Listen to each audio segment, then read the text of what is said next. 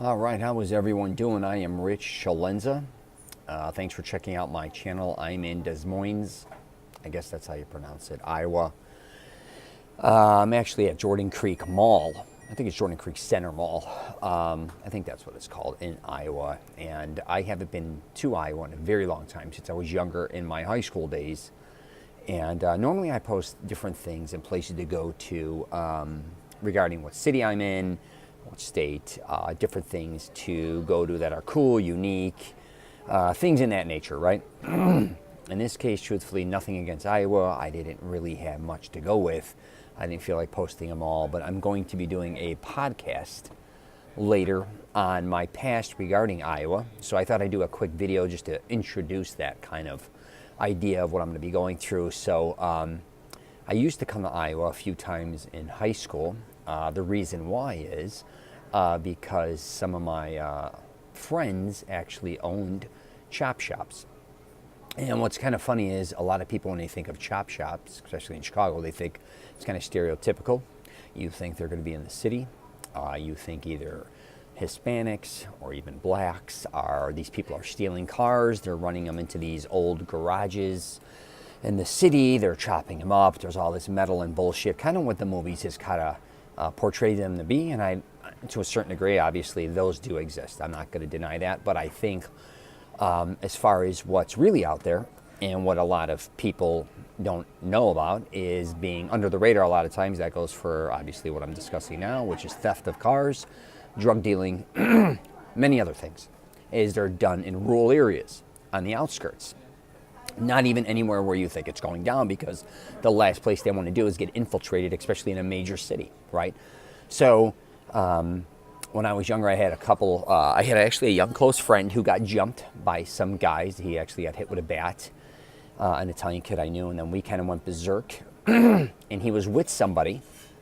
I can't give you the full details because then it will start breaking down who this person is. But he was with somebody, and who I didn't know was a very nerdy type of kid, who was older than him.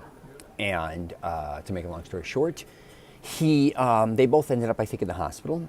And I got crazy, and then we went to kind of confront the people who did this to him. And my family's out of Cicero. I was living in Melrose Park. The guys that they got in the jam were out of Cicero, so we had a big beef altercation regarding this.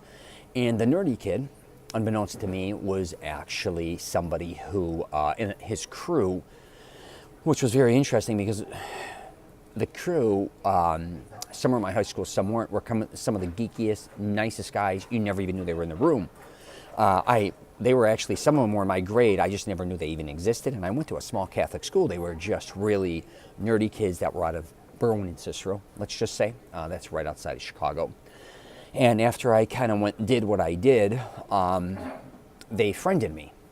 So these nerdy, geeky kids said, hey, Rich, they kind of knew my family background and kind of what I was involved with. And out of a fluke, I became friends with them, and he said one day out of a fluke, hey, you want to go cut my lawn? My parents have some property in Iowa. And I said, of course, I would help you. He's like, I need some help, because I used to lift weights and everything, even though I was younger. He says, I need to move some stuff around, some equipment. Would you mind just take a ride with me? And I told my mom, I'm like, this guy, she's like, I'll help him out, whatever. So I took the ride out there with him, and actually, if you've drove in the Midwest, you see all these big farmlands and these farmhouses, and it looks like no one even lives there in Iowa, which was kind of shocking to me. So I'm driving through there. I'm not very familiar with those areas, and then we pull up into this big ranch, and we walk into this monster garage.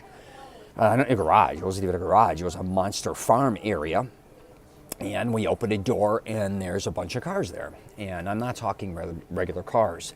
At that time, I wanted the Grand National, made by Buick, which I ended up having. And one of the reasons was because I was able to test drive it and check it out there.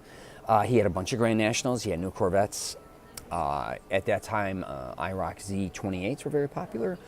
Camaros. I can't remember what else this fucking guy had. It was unbelievable.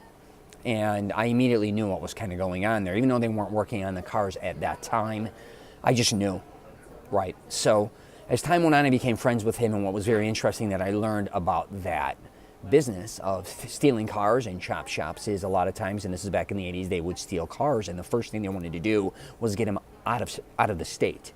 And Chicago being kind of on both ends. It's not very wide, so you could dip into Indiana very quickly, or you start heading to Wisconsin, and that's what they wanted to do. And eventually these guys, from when I started the hair, were so nuts. They literally were like the movies. They would go into a dealership and drive it right through the window, and I'm not exaggerating. But that's the last thing they usually wanted to do, but sometimes there would be cars that they would do that to, certain guys. They also would steal all car stereos in all the dealerships. They'd go out in teams. And to make a long story short, they would, let's get back to them taking the cars. So they would steal the car, or whatever car they wanted. They were very simple. They said alarms were a joke. So they would get the car they want and immediately take off and either head to Wisconsin, or then they would obviously go to Iowa. But a lot of other car thieves, things I started to hear were they weren't in Illinois. They wanted to be out of Illinois. What they would do is change the tags, and then they would usually sell their car, do a trade or some type of deal with somebody in the Midwest, obviously not Illinois.